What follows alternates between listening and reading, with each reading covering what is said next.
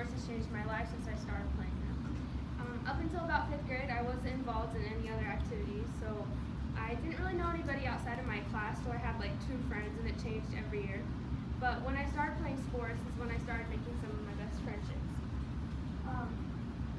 It seems like every time I play high school, which is a little bit different from accelerated, no matter what team or school we play, I know about 50% of the team. So even after like really tough losses or like we just smashed the other team, I can still go up to those girls and talk to them like they're still my teammates, even though we haven't talked to each other in months. Just yesterday we played Murray, and that was one of the hardest teams in our region, and we lost in a tiebreaker in the 8th inning. And after the game, even though it was a really tough loss and nobody was really happy about it, I went up to the girls I knew on Murray, and it was just like nothing happened. It was like we were still best friends and that we were still on the same team. So I want to talk to you guys about how playing sports and being on a team can make some of your strongest relationships. Playing sports can get you comfortable with meeting new people. Every year, about 30 million kids join some type of organized sport. So that means there are literally millions of strangers that get put together on random groups and have to learn how to work with each other. When you're playing sports, you don't really know all those kids, and so it's hard when people, especially when they're joining new teams, they have to put themselves out there, and that makes a lot of people uncomfortable because they don't know these people and they don't know how to work with them. But after a while, especially with how many hours a week you spend at practice with them and learning to talk to them, they become your teammates, and they're no longer strangers. You know everything about them, and you know their quirks, and you learn to work with them.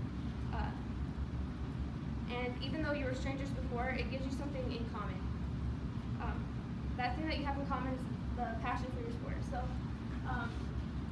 even if it's like completely different people, like there's nothing in common, they have different beliefs and different interests, that passion for the sport, it brings them together. There's some people on my team that I would not ever talk to in a million years. I have nothing in common with them except that we both play the same sport. And despite all of our differences, when we spend that much time together, you don't even notice anymore. And I think when you play sports, the friendships you make with them is different from the friendships you make with your classmates, because I think the friendships you make with your classmates, they take a lot more factors into consideration.